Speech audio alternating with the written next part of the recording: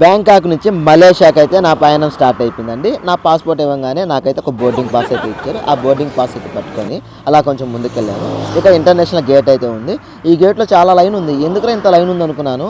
ఈ గేట్లోకి international travel చేయాలనుకున్న వాళ్ళు మనకిచ్చిన బోర్డింగ్ పాస్ని అయితే అక్కడైతే బార్కోడ్ స్కానర్ అయితే ఉంటుందంట. ఆ స్కానర్ పెడితేనే ఈ గేట్లు అయితే ఓపెన్ అవుతాయి. ఇంకా అలా అయితే లోపలికి అయితే వెళ్ళిపోయాను.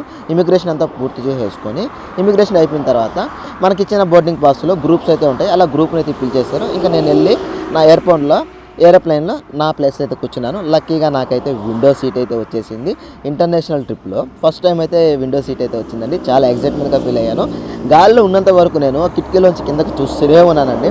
మలేషియా అందాలు పైనుంచి కిందకు చూస్తుంటే ఎలా ఉంది తెలుసా?